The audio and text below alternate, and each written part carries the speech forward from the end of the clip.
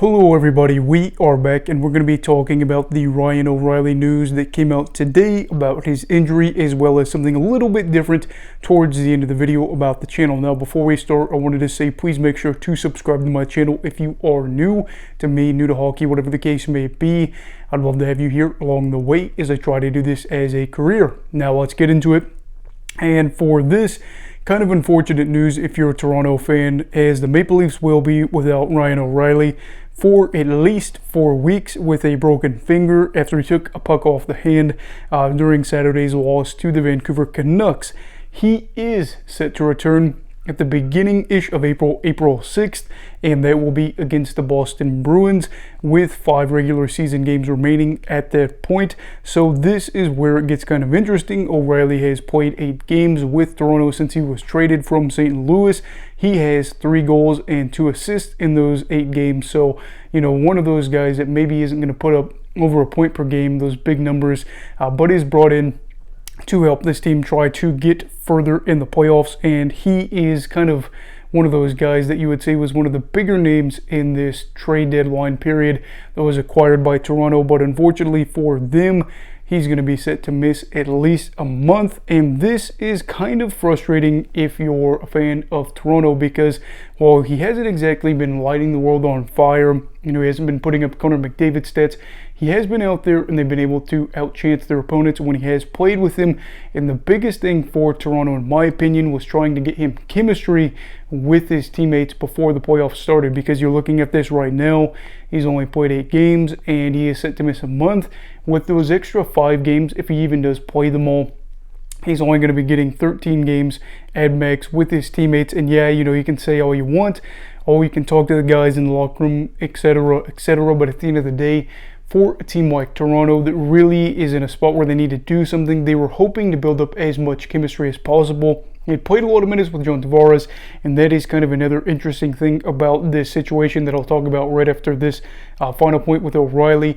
While it is a loss, you certainly get to see what is going to happen without him and how he'll be able to bounce back from the injury. Now, in more news about the kind of center thing going on here with Toronto, a team that we all talk about, they've got great center depth with him and John Tavares and Austin Matthews. O'Reilly's out, of course, like we've talked about. But John Tavares is actually out as well right now. Seems like he's got a flu bug or something like that, and he is set to miss tonight's game, and we're not exactly sure when he's going to come out. So you're looking at this, thinking that's 2 of your centers right there that are gone. Who's going to take up that second spot? It looks like Sam Lafferty will be the second line center going forward, so that is kind of interesting for them. But regardless, they've got about 20 games to go for this stretch. While it's not ideal that O'Reilly is gone and Tavares is out, for a bit too, I'm looking at this and saying for Toronto, they need to be able to keep momentum. I don't know exactly where they are in the top 10 for overall standings, but they're a very good team that is, among the league's best.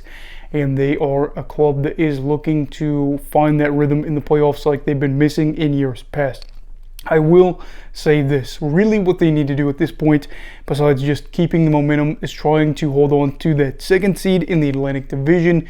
Currently, they've got a 5-point cushion between them and the Lightning. Looks like we're going to see a rematch between the two, and it looks like, again, we will probably see Game 7, if it should happen there, in Toronto, just like last year, so that'll be fun. But for these 2 squads, that they're looking forward to that. My kind of logic here is Boston's going to wrap it up relatively quickly with President's Trophy. And for Toronto, just got to focus on being the best you can and trying to figure out what exactly is going to happen from this point on. But we'll see. Hopefully for O'Reilly, he can heal up really quick. And that's my talking point on the Maple Leafs. But the other thing that I wanted to talk about that was kind of important for this video is I actually started a Venmo account. And I wanted to say, if you are wanting to and able to donate to that Venmo, that would be very greatly appreciated.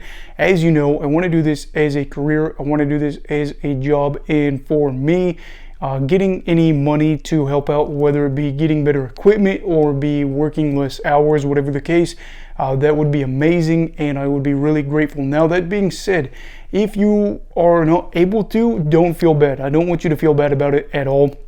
You know, everybody that supports me along the way, thank you very much. And I don't feel like anybody that doesn't donate, and that's going to be something where I'm angry about or whatever. I appreciate you all, and I'm so thankful for you. That being said, if you want to, again, and you're able to donate, I have the link in my channel description or my About Me page, and so I will make sure to post that in the description of this video if you want to click on that link. But again, don't feel obligated to do so. But everybody, please make sure to like this video if you enjoyed it. Subscribe if you're new. Everybody stay safe. Have a great night. And you go love hockey, all right. Goodbye, Brigadiers and Brigadettes. This is your captain signing off. Have a great night.